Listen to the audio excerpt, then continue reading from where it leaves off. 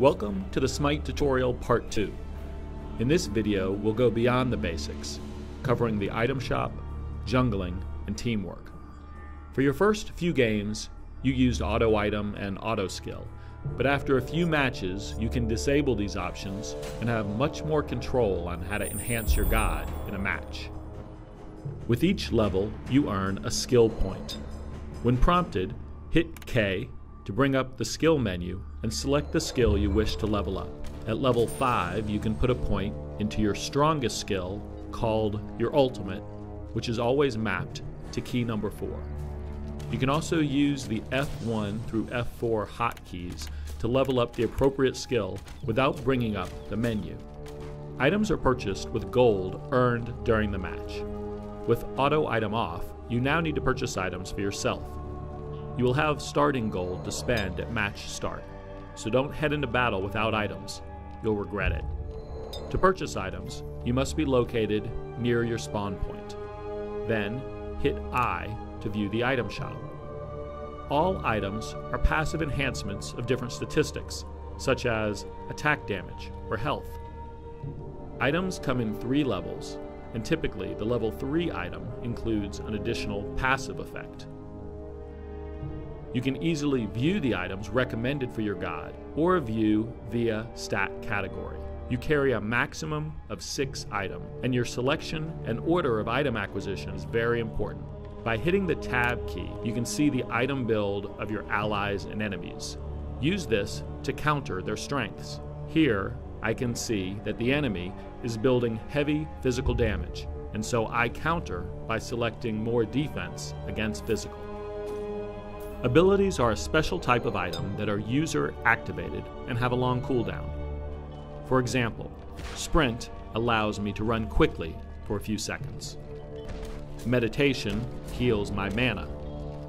You can carry 3 abilities total. Consumables are one-time use items. You can stack multiple consumables of the same type, but must use all of them before purchasing a different type.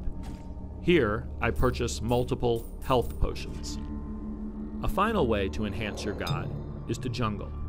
The area between the defined lanes is the jungle, and it's filled with mythological creatures. Jungling is the act of killing those neutral creatures, which earns you additional XP and stat buffs. There are a number of camp areas that give you a stat buff. Blue, a mana regen. Orange, run speed. Red, damage boost. Yellow, protection. White, cooldown reduction. And green, health regen. There are also 2 much stronger camps. The Fury, which gives extra gold to your entire team, and the Fire Giant, which gives a very large stat buff to the entire team. While you're in the jungle, lane resources are being distributed to fewer players, so overall your team can earn more gold and XP compared to having all gods in the lane. Teamwork. Your first opportunity for teamwork is at the god selection screen. When you first started playing, you probably picked a god because it seemed fun. Now you can think about filling different roles on your team. Gods can be characterized a few different ways, but one simple way to think about gameplay roles is mages. Damage of type magical comes mainly from skills and is often burst oriented. Ra is an example of a mage. Assassins, damage of type physical, mostly coming from auto attacks, and often sustained damage with less fluctuation. Sun Wukong is an example of an assassin. Tanks, gods with heavy health and defense that absorb damage, but don't output much damage. They tend to be up front in team fights, initiate fights, and protect the damage dealers. Amir is an example. Jungler, a god who spends the early game killing creeps in the jungle, with a focus on surprising and ganking enemy players. Kali is an example of an assassin who can jungle well. If your team doesn't have critical roles filled or is too stacked with everyone doing the same type of damage, the other team will be able to easily counter you. With 5 people and only 3 lanes, some people will have to share. At the beginning of the game, coordinate with your teammates around who will cover each lane. A typical setup for beginners is 2-1-2. 2 gods cover the left lane, 1 solo player takes the middle, and another 2 gods take the right lane. Another common setup is 1-1-2, with 1 player starting out as a designated jungling character. Smite includes a quick key voice system to help you communicate with your team. Hit V for voice to bring up the top level menu. You can then see a selection of useful voice commands. For example, if you need to recall, let your laning partner know he's alone for a while. Be right back. And if you spot the enemy leaving the lane, he might be attempting an ambush, so let your teammates know that. By hitting the spacebar, you free up the mouse and can ping the map as another way to direct your team's attention to key spots. A left click communicates opportunity, attack. A right click means danger, retreat. Finally, you can hit enter and use freeform text chat. Wards are a special type of consumable that help your entire team with map awareness. You purchase wards in the store and can place them around the map.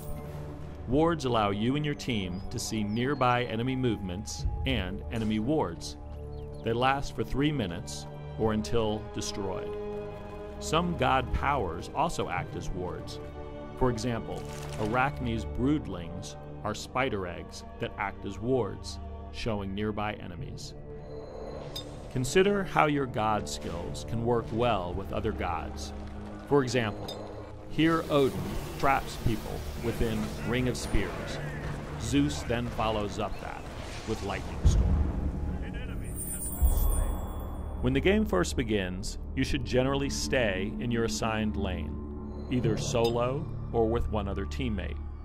You focus on gaining gold and experience through killing minions, but stay defensive because those minions are strong compared to you. Try to harass the enemy player to prevent them from farming.